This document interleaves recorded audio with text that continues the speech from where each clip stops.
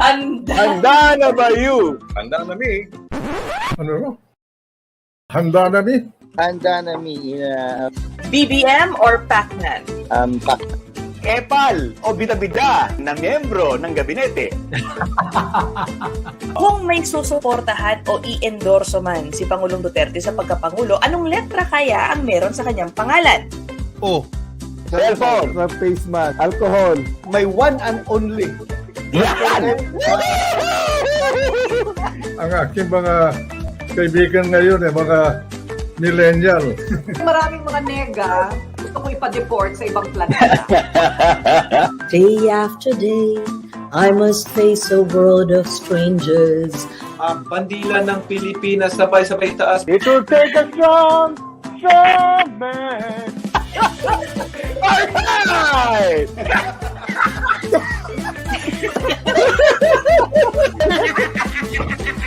Pwede bang tumayo para ipakita kung anong suot mong pang-ibaba? Ang basketball. Pakita mo, dadamayan kita kasi naka-shorts na yun. I was expecting harder questions like love life. Oh, Ina and Michael, ito pinakakatakutan ko na programa niya. Diba, it's always nice to see yung lighter side ng mga ini-interview natin. It's been a wonderful experience kung pag-guest ko sa inyong show. Ngayon lang ako nakaranas ng ganito. Matanggal na stress. Maraming salamat, lalo na sa Ratatat. Ratatat! Ratsadang tanong, tapatan at tarang tahan.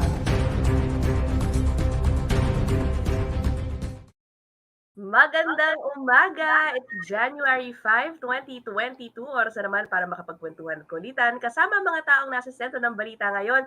Dito lamang po yan sa Politiskoop. Ako si Ina Andolong. Michael Fajatin mo, masarap makita na nakangiti ka ngayong umaga, Ina. Ha? Dito maulan ang umaga dito. Oo nga, maulan pala dyan, Michael, dito. Sobra kasi yung internet connections na intermittent. Tapos kahapon nagka-problema pa yung mga iba't ibang mga bangko, particular itong BPI, no? Nagkaroon ng aberya. Oo nga, nabasa ko. Kaya naguluhan ng mga ano. At ito nga, meron akong i-announce lang, no? Isa sa ating mga kapatid, siya isang veteranong cameraman, si Sandix Manilili, kung nakakilala niyo po siya, ay pumanaw na kahapon. Ay, kahapon na madaling araw ng 2 days ago. Yan po si Sandix, ang aking matagal ng cameraman sa GMA7, nasa kaliwa. Ayan, marami po siya napagsalbihan sa NPC, sa Senate, sa crime, sa defense, yan po. At si Sanders din po ay kaibigan ni Ina. Ipakita rin natin yung trato ni Ina. Oo. Ipakita rin natin nakasama si Ina. Yan, napakabatang-bata pa si Ina. Sexy. Yan, oo. Yan. Kaya marami talaga ang kilala si Sandix sa industriya natin. Yan. Tanggalin mo na yan, CJ. So more than 20 years ago. 20 years ago. Sobrang lagpas dalawang dekada sa Sandix. At kaya rin po ako naka-green ngayon dahil punong-puno ng mga Lasa lights ang ating studio ngayon. Ako, clue. Yan, clue. Ngayon, EHeads yan, ha, guys, ha? Muna tayo sa usapang politika ngayong umaga. Naging matagumpay ang pinakahihintay na reunion concert ng EHeads noong December 22. Tinatayang 75,000. Grabe, ang dami ang dumalo sa concert ng bandang sinasabing humubog sa musika noong 90s. Yan, para sa marami. Yan. Handa na ba kayo makipag-rakrakan? Marami ang nabilib sa production ng concert mula sa paggamit ng hologram, laser at napakagandang disenyo ng stage. Ang pinakamahalaga, naging ligtas. Yan. At organisado din ang concert. Saya-saya. Okay, para sa mga hindi pa rin makamove on, parang itong guest natin hindi pa siya makamove on kasi nakikita ko sa Facebook page niya. Ano siya, overwhelming success nga naman yung concert. Okay, our guest this morning, Concert Director Paolo Valenciano. Hi, Pao! Hi, good morning. Good morning, Ina. Good morning, Sir Michael. Yan. Tapos Sir Michael talaga ako sa mga panahon na ngayon. Hindi ako professor niyo, ha? So I think I'm proud of Paolo because he's my blockmate sa DSS. Oo. Kaya nga pinakita ko yung litrato mo nung iyong kabataan pa, Ina, grabe, di ba? Naman talaga. Yan ngayon, grabe, I can't believe it. I'm so proud of you and Oo. congratulations. At ngayong Ina, di ba, dati blackmate po lang si Paolo. Ngayon, nasa magazine ka na, di ba? Front page na. Ano? Kaya, Paolo, hindi marunong tumagana ng mga kanta ng EHeads eh. Nasa magazine ka na. Mamaya, inaral ko natatag mo. But anyway. Kita kita sa isang magazine. Yan. Okay. Pao, tama ba? I've been seeing your posts. Parang ang hirap nga naman maka-move on with that successful concert. Grabe. But I still have the wristband. So baka hindi ka papasukin sa stage eh.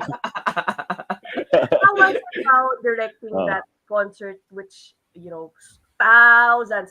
I'm sure more than 75,000 nabangan yung concert na yan. At nakita mo ang mga tito at tita mo rin doon. Well, how do I explain it? It was really quite an experience, no? In fact, it was an opportunity na muntikan ko nang parang I almost missed this opportunity, no? Kasi nung they asked me to direct it nung mga August, and then yun yung time na August, September, yun yung time na yung Ben and Ben namin na postpone dahil yung binagyo kami. Actually, na news din yun eh. And then nung na-move na yung Ben and Ben ng December, sabi ko sa production ng EHeads na parang alanganin ako to join the production kasi nga parang I couldn't commit the time. And I wanted to make sure na available ako for rehearsals and all that. Boy, oh boy, buti na lang na everything fell into place kasi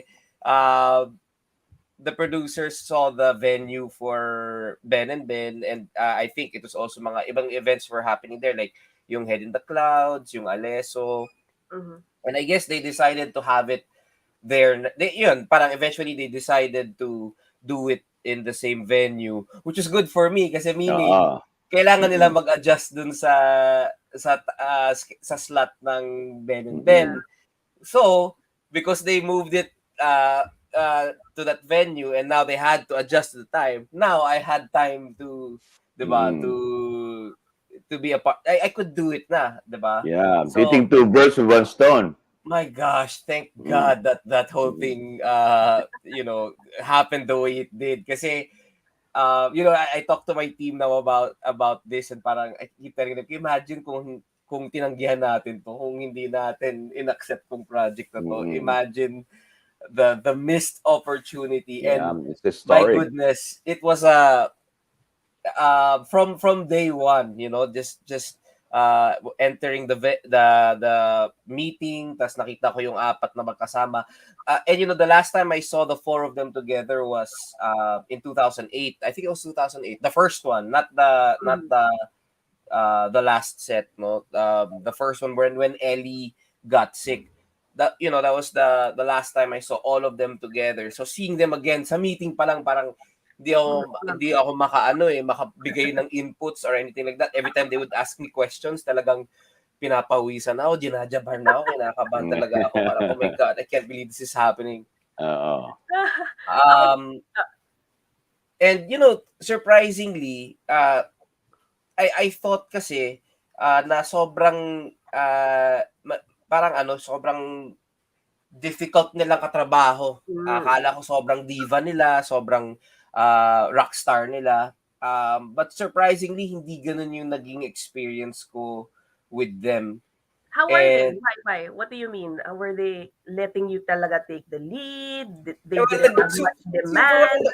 Nag-research kasi ako with regards to their past experiences sa mga concerts nila. And yung last set kasi may book silang linabas na yung BTS nung nung last set.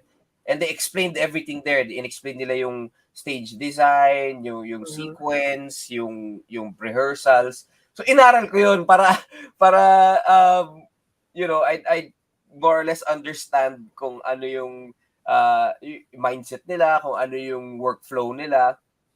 And then apparently si Direk Kokoy yata yun eh. And then they were saying na si Direk Kokoy wanted to leave them alone and just you let the Eraserheads be themselves. Okay. And apparently parang that's what I was planning to do also kasi 'di ba pag with a group as big as them, as much as possible you don't wanna meddle, 'di ba? Parang you kind of wanna just let the experience for the audience and for everyone involved to be as organic as possible. But apparently they also pala want a collaboration or with regards to their collaboration with the director, they do like to be directed. Parang as difficult as it was to say things when you could see them, engaging each other. Sometimes you really I would keep thinking about like what they would say na parang they wanted to be directed, so I'd be like, okay, I have to say something. I have to say something right now. Then I'd be like, guys, sir, I have a concern. Buti nga, sir, hindi Tito. Hindi ba Tito Eli? Tito Marcus? Tito Buddy? Walang ganon? Walang ano? Wala. But ayun, so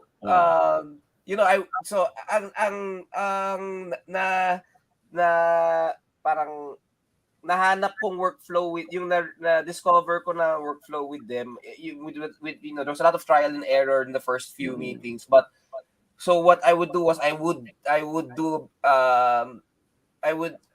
a bit of what Direk Kokoy would do. So I would let them just be themselves, just rehearse on their own, talk amongst themselves, and then towards the latter part of the hour, then I would be like, okay, sige, alam ko na yung gusto nila for that particular segment. And then I would come in and be like, I don't know if that's gonna work. I don't know if that's gonna work. I think that is definitely gonna work. And I have an idea, by the way. So then yung workflow namin, they would come together in the rehearsal studio, they would do their thing. It's a Viber group. They asked me pa at one point, the managers asked me, do you want to be in let's make a Viber group with the 4 boys. So ako parang, sure. I mean, like, of course, I want to be in a Viber group with the Eraserheads. Diba? So, as a director, as a fan, parang ganun ba? So I would see them talk there with sa Viber group, and then I'd observe muna, and before I would come in and tell them what I wanted to happen, what I wanted to make them do. And obviously a lot of their fans know this. They're not they don't like doing spiels. They don't really move around.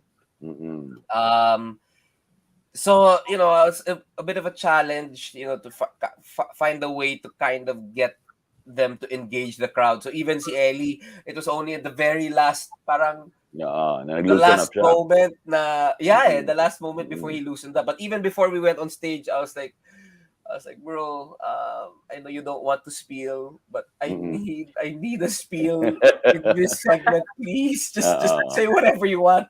But for example, yung sa hologram, yung sa screen ng hologram, 'di ba? It takes time to strike that thing out. And then pinapractice talaga namin. Some kind of an intro. We were pinapractice talaga namin taking that thing out, and down to yung mga minutes parang the tech team would or the production would tell me, Direk, we need 5 minutes to take this thing out. So I'd be like, okay, you have 1. Kaya niyo yan, please. And then sabi nila, okay sir, Direk, kaya namin ng 2 talaga, as in na yan, sagad na yan. So then I'll go to Ellie and be like, Say something. Please. Please, I need you to say anything just so that hindi tayo masyadong dead air dito. Pero and the thing is also they're known for dead air eh. You know, like even back in the day daw talagang well, you know, when in the 90s I never got to see them as a band. The only time I actually saw them together live was the reunion na. But even then, you know, ma-dead air daw talaga sila. They're known for not doing spiels. So for us, the creative team, you know, we had to adjust to that. And then, yun lang, parang there were some segments lang where I got to beg and then binigyan niya ako ng 3. But, you know, more on the second set later because more than the 3 that he gave me, towards the second set, sobrang nag-loosen up na talaga siya and they, you know, they were doing jokes, they were nagbibiroan na sila, nag-engage na sila sa isa't isa and they were, you know, like Buddy started talking, Rain started talking. So it was a nice parang in the beginning they were really thinking hard. They were thinking a lot about, you know, the set, the segues, and then pagdating ng second set, medyo nag-ano na talaga sila, nag-loosen up na sila. I see. Okay. Michael? Ako, hindi. Ito, sinabi mo na kasi, no, they're known to be having that. Kasi, di ba, the history is not, they're not really that close as friends. Di ba sabi ka na, we're not friends. Mga ganong klaseng mga bitaw nila di ba? We're not friends.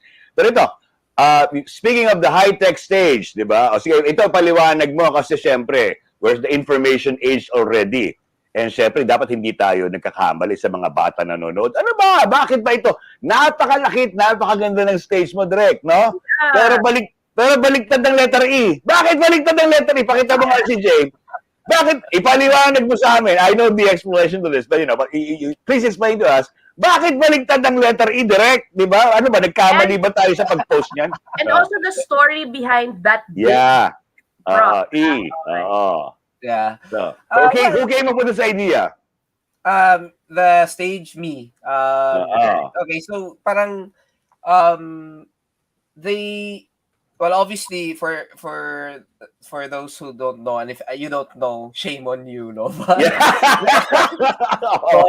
the E, obviously that is their logo, diba? Ever since they always spelt their E's with yung baliktad yung E nila pala. Inverted, Yeah. And then,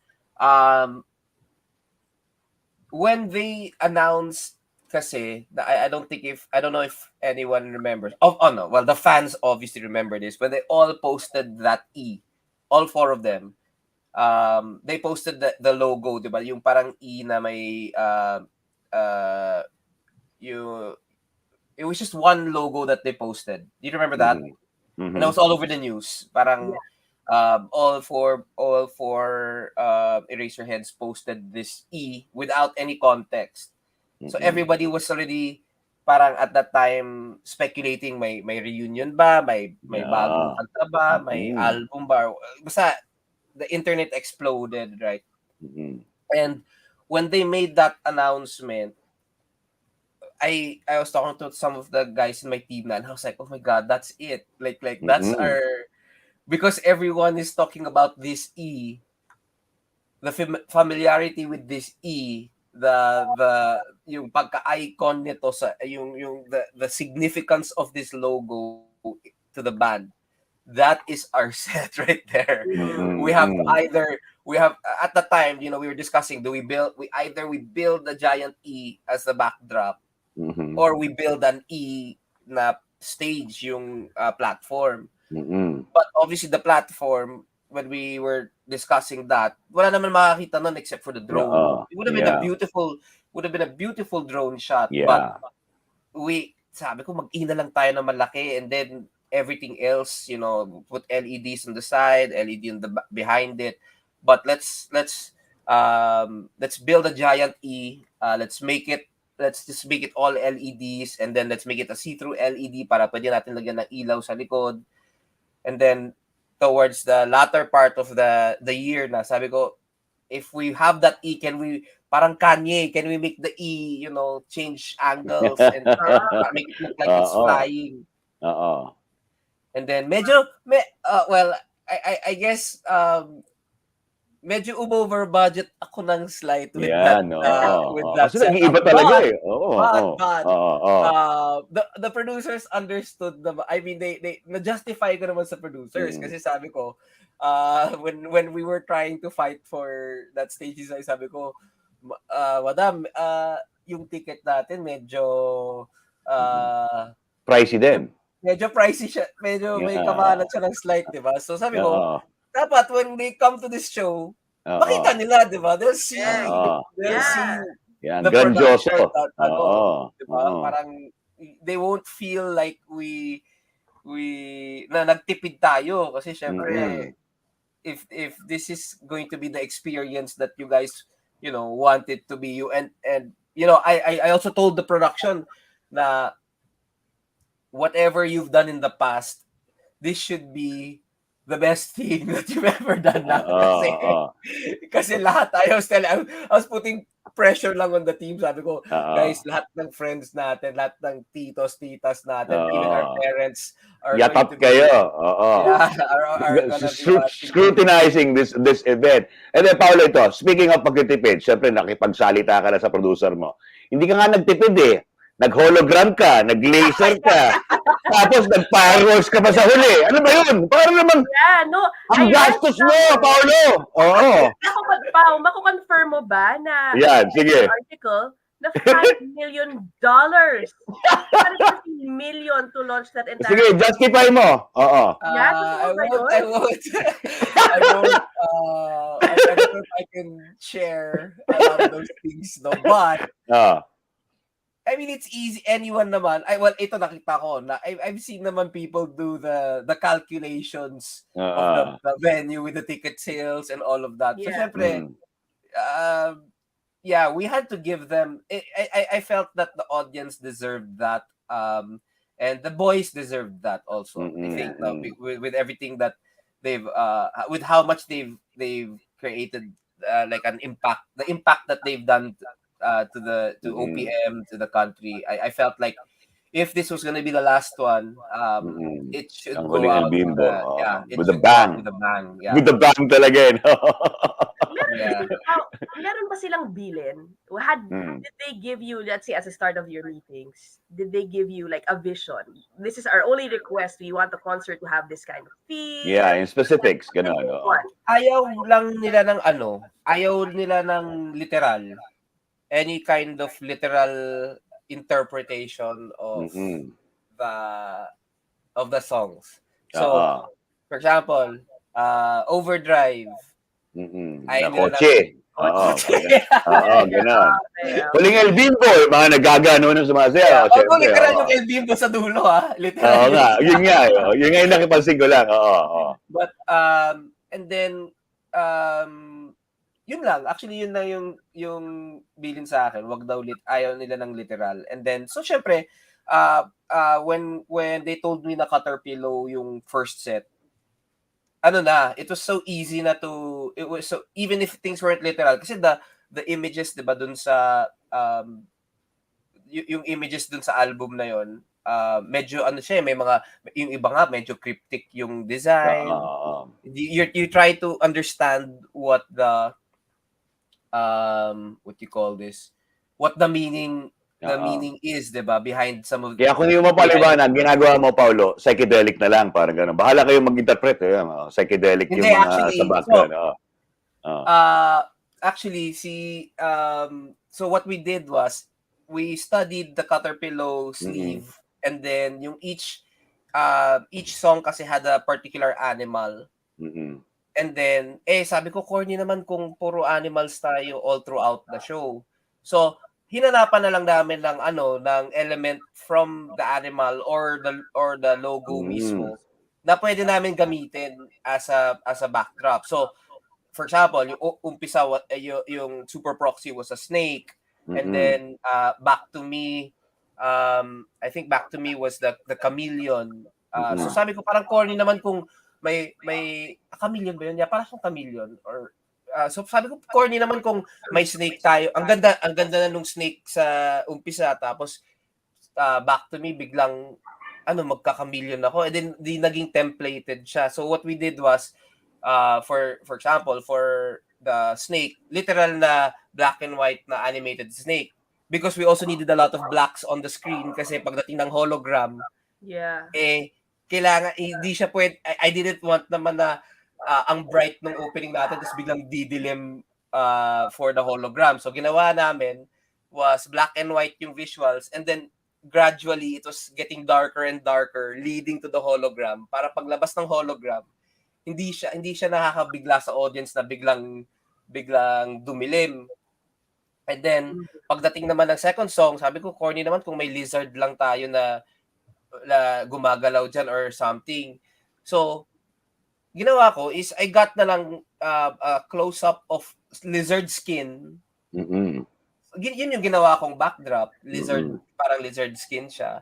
And then yung waiting for the bus, for example, is a shark in a can, which by the way, I was having such a hard time trying to figure out the meaning.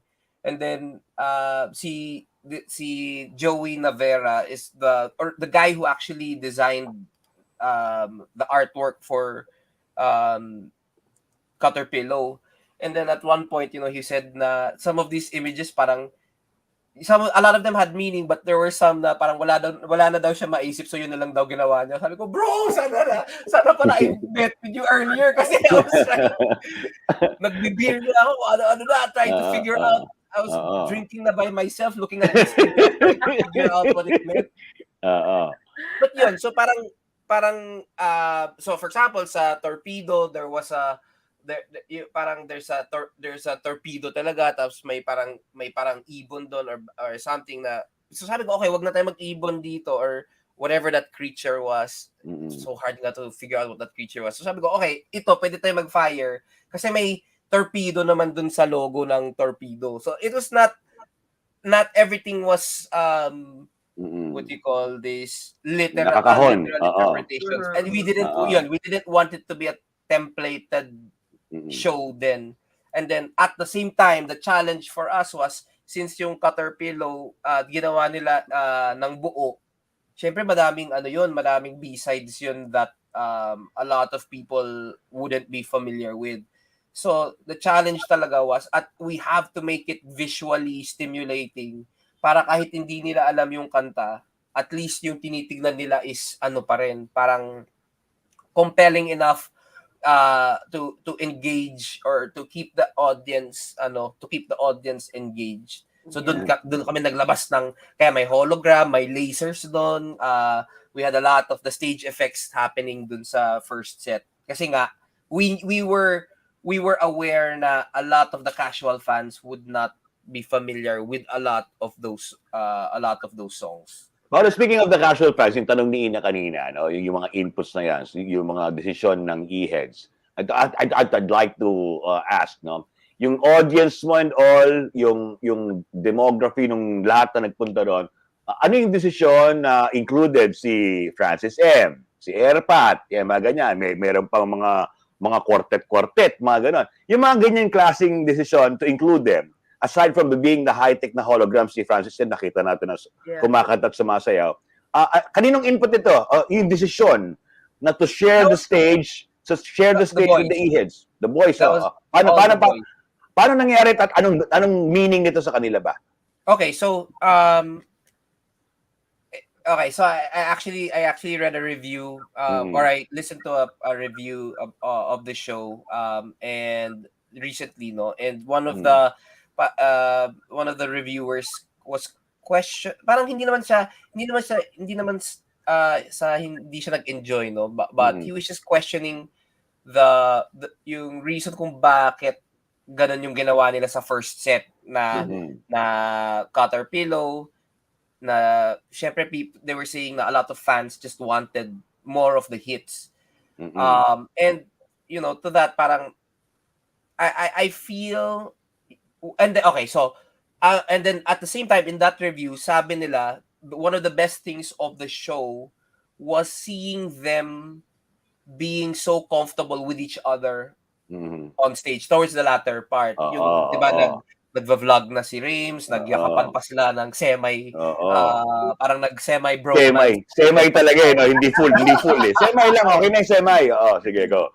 And I believe the reason why their energy was that light was because they really got parang everything that they wanted to do, they were able to do.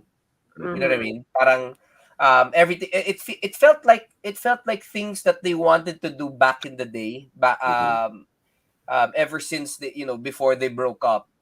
Lahat ng pangarap nila as a band nagawa nila dito sa show na to. So, for example, yung orchestra, apparently they've always wanted to perform with an orchestra because for example, yung El Bimbo or yung Saturn. Maganda yung violin eh. Kasi 'di ba sa recording nila some of these songs had orchestration, and it was Mel Villena who helped them with some of those tracks. So for them, it was a dream come true to hear the music the way it was supposed to be played. Performed or played. Yeah. And then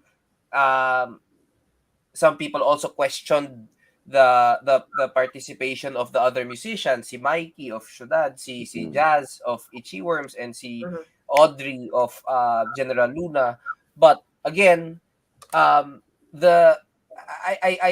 think the way they ito lang this is just based on the way yung observation ko, no. Parang the way they wanted these songs to sound live, na-achieve nila because of these additional supplemental musicians. So for Francis M, obviously it's because they wanted to do Caterpillar in its entirety. So that's why Super Proxy was there. That's why Francis was there, because he's really part. It's really part of that album, diba? But even my dad, for example, kasi I remember when Ellie, we were talking about the treatments per segment, and then somebody brought up I think it was Francis who asked kung pwede daw sila tumugtog ng Christmas song. And then ayun na, parang sabi ni Ellie sa akin, baka Gary can guess. And then ako parang sabi ko, huh? Wait, what?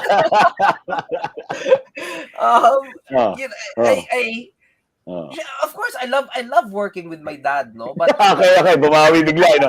Ha? Tas I love working with my dad. Sige, okay, go. I love working with my dad. But I told the guys, I said, I just want to I want to understand why the whole picture here, kung why Gary V. Kasi syempre, and I've seen some comments also saying this, na syempre baka isipin ng tao na just because I'm the director, dito yung Gary V, di ba? Well, Gary V is Gary V. That's what Rames said. Okay, sabi sa'yo, tito ko eh. Ganun, alam mo na mga sasabihin nila. Sige. That's exactly what Rames said. Gary V is Gary V. I was like, yeah, but you don't understand. Like if this was another director, maybe, it might be, we could easily communicate this with your market, but people are gonna question. They will think that this is my doing, bringing in Gary V. And then it was Ellie who said na parang it is a dream collab daw. This is something that they wanted to do. And then parang Rames was saying na, I used to watch him when I was in high school. Parang yun yung parang one of yung iniidolo daw talaga nila as when they were younger. So I guess when they said that to me, parang syempre, okay, I guess they wanted an orchestra, they wanted musicians. If this is what they want, we just have to make it work. And I feel ito another controversial decision was to only give him 3.5 minutes of stage time. Okay, Which my mom, my gosh, gave me hell for that, and even even a lot of the people in the team were, kind of like medyo nabitin kami dun sa segment ng dad mo. But I had to keep explaining it to people kasi there were, if you really think about it, there are the two demographics there, the two main groups there are the casual fans and the hardcore fans. Mhm. And I felt na we had to make sure that we do not alienate the they merged. hardcore fans. Mhm. Yeah. Kasi they're the reason why There's a they're the reunion. reason why there is a reunion in the first place. And Yeah. I knew kasi ako I wouldn't consider myself a hardcore fan to be completely honest kasi and the team knows this also no, na back Not in the your day, generation. hindi mas ano talaga ako. I mean, Yeah. I was really heavy into River Maya at the time. Oh. So I didn't fully appreciate Eraserheads actually till the yung mga fruitcake albums, yung mga the later albums na. And in fact, those are not fruitcake. Ano yung natin to ba to? Basta towards the latter part, 'di ba the parang the hardcore fans were not they were not so into the new sound that EHeads was Yung parang doing. commercialized. Ako, I really enjoyed actually the latter part na of Eraserheads. Anyway, fast forward to itong casual fans and hardcore fans. A lot of my friends are hardcore fans. So I actually consulted some of them explaining, I sabi ko na kailangan ko mag-spoiler sa inyo kasi I need to know if this is gonna work or not. I cannot it's too big of a risk for me to do this without feedback. You have to manage the expectations. Yeah, so I talked to about 3 hardcore fans. So they would tell me na I don't think this is gonna work. I think this will work. I do not want to hear them do a Gary V song. Yeah. That was one of the things that they did mention. And they didn't even have to tell me that. I knew na if people paid this much to watch Eraserheads, every single thing needs to be about Eraserheads. It cannot be Eraserheads doing a Gary V song. That will completely destroy the mood. Not definitely casual fans, Gary V fans, they will enjoy it. But the Gary V fans are not our target audience here. It should be the Eraserheads fans pa rin.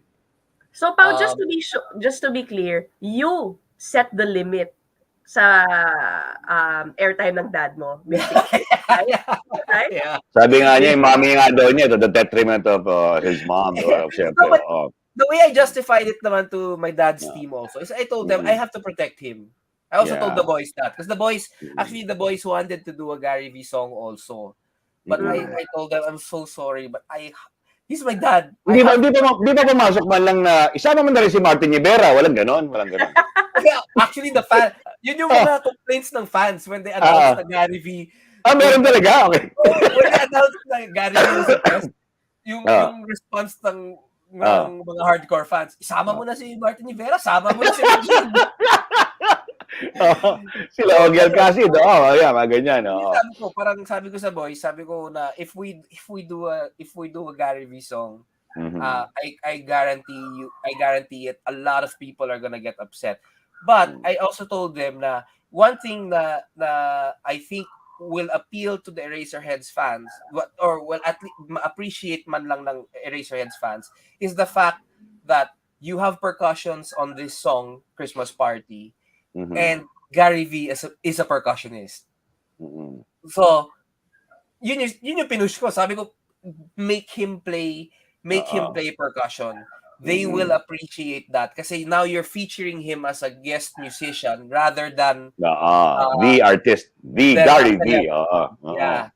So yun good idea yun, tama. Yun yung na nila, yun yung nangyari, and I did feel nung show na, kasi syempre nung rehearsal, we would always do it and then do it again and then do it again and then tweak some stuff.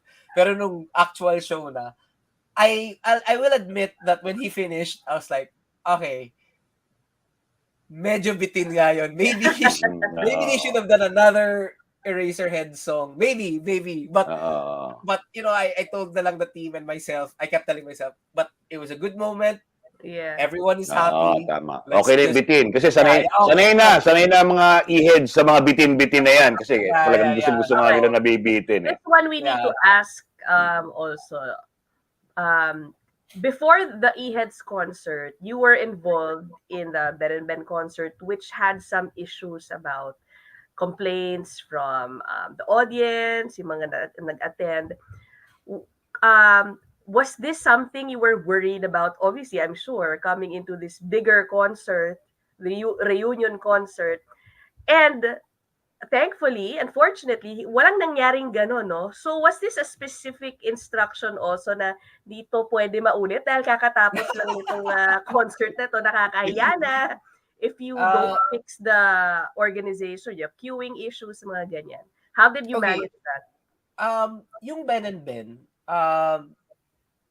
the most unfortunate thing there, obviously, was what happened to our audience, no? But for us naman dun sa tech team, sa stage team, syempre none of that is our parang responsibility.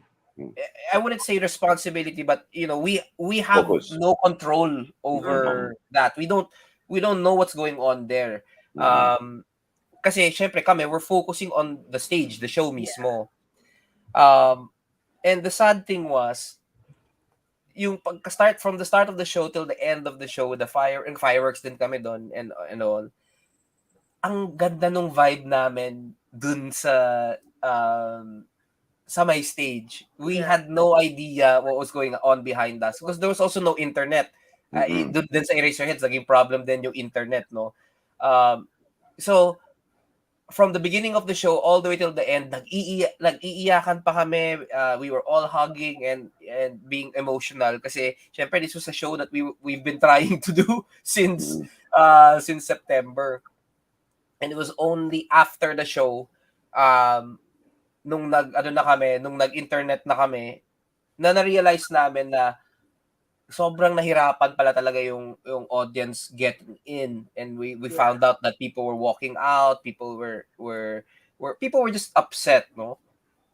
And I called up one of the line producers right after that, and her name's TR. Sabi ko, TR,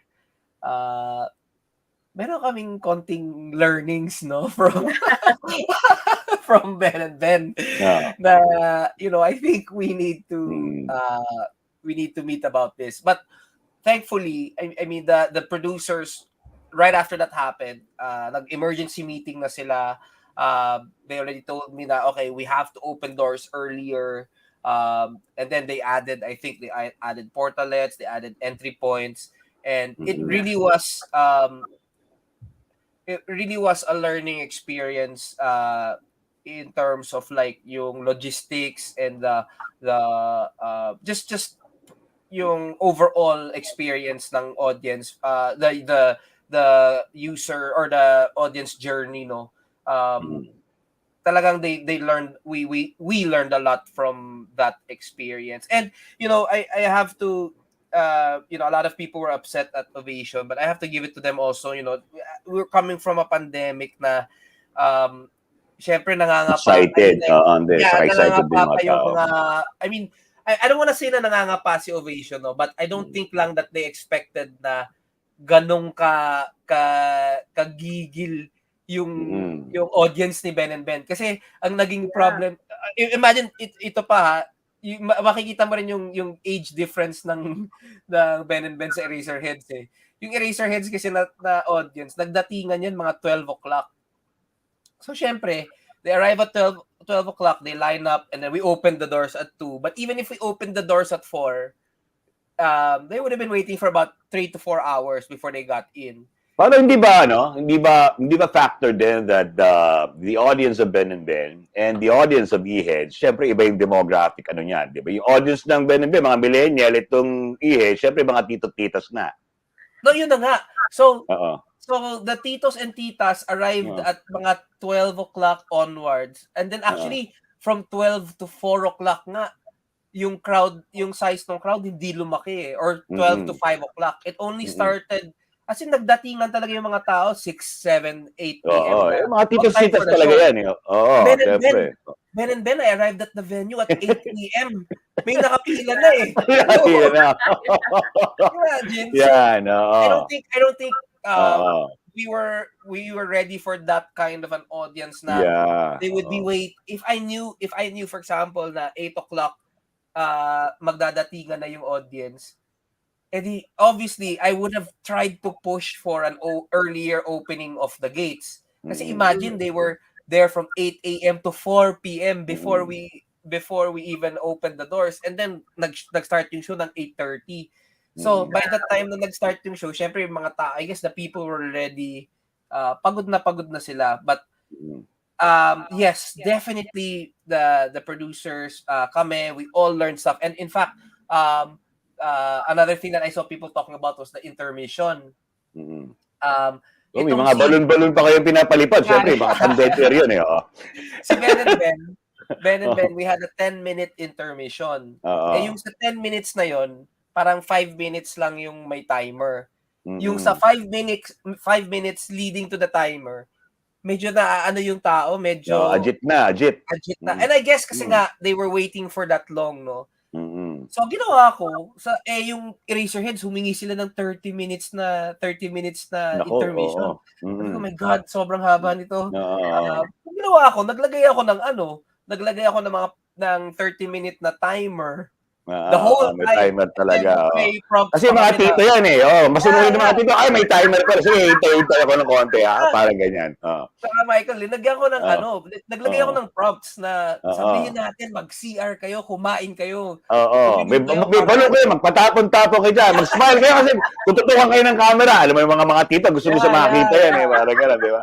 Yeah, so we had to find a way na every 10 minutes, nag-iiba yung dynamic nung nung intermission yung. Tapos may mga DJ pa kayo eh, 'di ba? Nakikita ko may mga DJ pa eh. Before we go to Ratatat, Paolo, I'd like to ask as my final question to you. What was your wow moment? What was your yung pinaka-favorite mo rito na you had goosebumps, parang medyo teary-eyed ka na. Ano yung pinaka-wow moment mo directing this concert personally? I think it was El Bimbo, the fireworks. Yung papuntang fireworks. Kasi you really saw like I can't explain that particular feeling. Hearing that many people sing their song, seeing them being happy, seeing everyone happy. And then just all the cues, all the lighting cues, the visual cues, parang sumasabay. Sumasabay. And then all my parang it's very rare kasi na I'll do a show. Actually, this never happened. Na I do a show tapos kilala ko halos lahat ng tao sa paligid ko. Usually kasi pag for example, when I'm doing a Gary V show, it's Gary V fans watching. It's my family watching. When I do a Regine show, it's Regine fans watching. And then I have friends who are Sponge Cola fans, Regine fans. Ito parang all my friends were there. Parang whether they were Regine fans, Gary V fans, Martin fans. Sabi nga nila, buong bansa daw nandyan para nanonood. So it felt parang it just felt nice that honestly, it felt like I told Sam, my wife, this. The feeling was similar to our wedding. Yeah. Okay. Reunion ng kasal natin? Parang gano'n. Just seeing lang kasi one thing that I really loved, one feeling that I loved in my wedding was seeing the people that I love Yeah, oo, Diba? family Kasi talaga. ito, my daughter was there, 'di ba? Because my dad was there, my whole family was there. Yeah, oo. So just it felt like, I don't know, man. I can't even explain the feeling. It was just Sige, pag nag-renew ka ng vows, mararamdaman mo ulit yan. Sabihin mo sa asawa. Ina, if you have a last question, magratatata tayo. Well, oo nga. Wala, we have to go to a ratatat. 4 minutes na lang kasi tayo. If you saw our intro, Pao, yun ang aming ratatat. Yeah. Okay. Next. So, ano ko ito? Quick and, ano ba ito? Ano tawag ito? Special tong ratatat na to, ha? Oo, special ito para sa ito. Saka ito, dapat ito talagang open ka lang sa lahat, ha? Okay? Ang ibig sabihin ng ratatat. Yan, open lang. Breathe! Breathe exercise! Okay. Do the Tito thing, do the hyperventilation thing, Tito thing. Okay, ratatat ay ratsadang tanong, tapatan at tarantahan. So, mabilisang tanungan at sagutan ito about random, fun things, light things before we let you go. Okay? At tatanungin ka namin ng mahiwagang ultra-electromagnetic question na handa na ba you? Kapag sumagot ka ng handa na me, doon na tayo mag-start. Tanungin natin, premiadong direktor, yan. At nakaramdam na para siyang kinasal ulit sa EHeads Concert. Direct, Paolo Valenciano. Handa na ba you? Handa na me! Yeah! Ratatat! Ratsadang tanong, tapatan at tahan. Okay, first, Paolo, pili nuts. Pipili ka lang ng isa sa mga sasabihin ko. Okay? Yeah. Una, pili nuts. Rock or reggae? Rock. Punk or metal? Metal. Bob Dylan or Bob Marley? Bob Dylan. Michael Bolton, Michael Jackson, or Michael Bublé? Michael Jackson. Freddie Mercury or Freddie Aguilar? Freddie Mercury. Ito na. Ito, ko. Martin Rivera or Gary Valenciano? Martin Rivera. Sino ang gusto mo isama kapag mag-drive ka hanggang Baguio? Yan. Asawa mo o aso? Yan. Oh my gosh! Asawa! Okay. Ako naman, akala ko basta may sariling buto pag-aso eh. Charot o trulalo, ha? Ang charot, hindi totoo. I don't know if you ever used this word. Charot, hindi totoo. Trulalo, totoo. Yun lang dalawang sagot mo sa akin, ha? Ano yung Gets totoo? mo? Charot, hindi totoo. Trulalo, totoo. Okay? Okay. Unang tanong, charot o trulalo? Has somebody ever tried to tell you you're too young? True lalo. True lalo. Okay. Madalas ka ba, Paolo, ma-in love sa isang konahiyala at sinasabi ng mga kaibigan mo na naman? True lalo. Ano?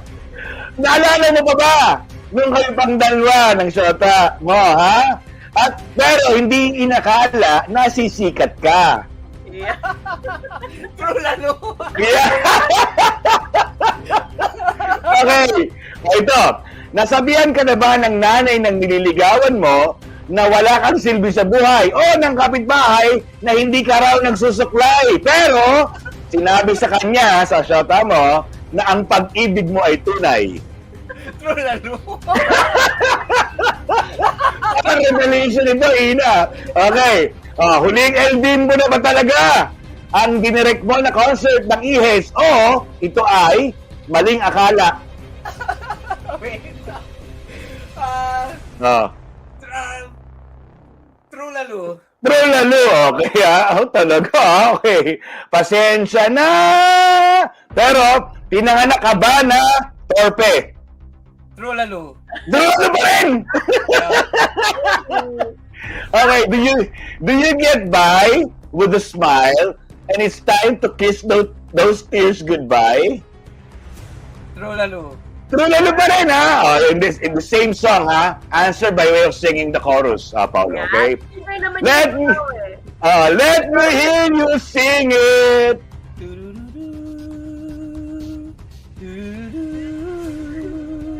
Alright,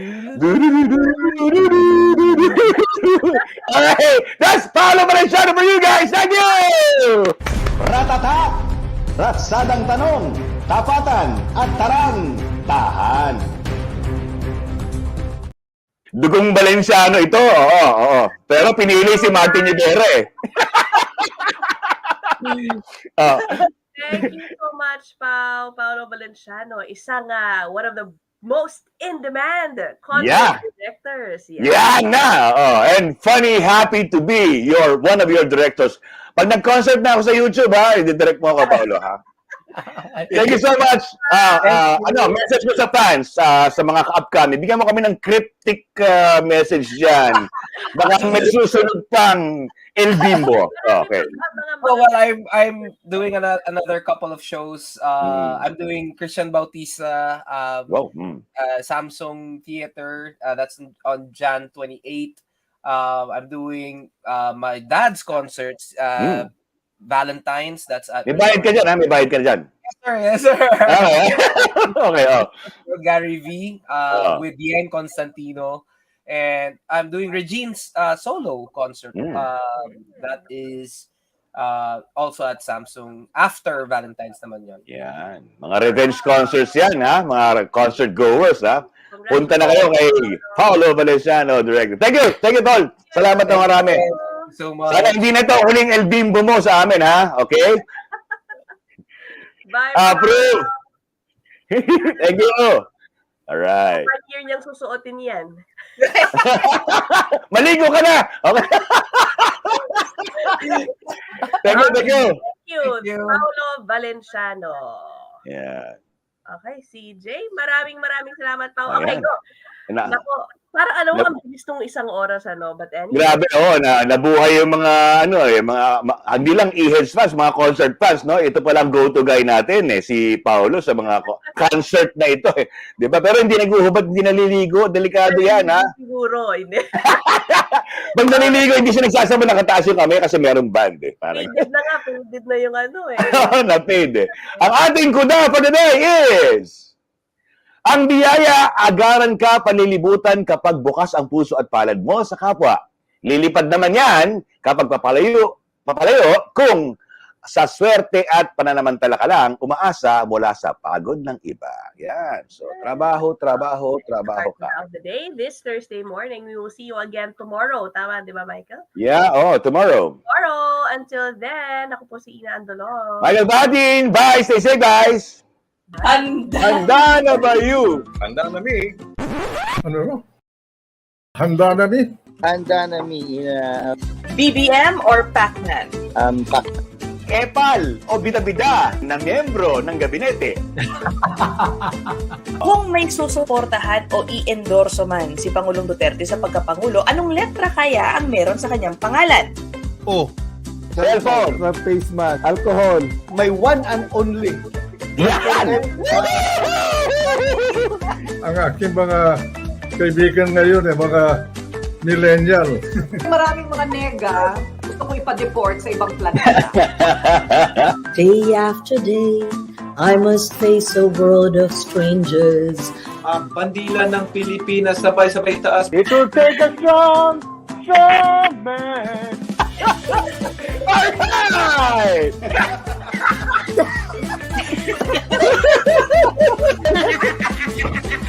Pwede bang tumayo para ipakita kung anong suot mong pang-ibaba?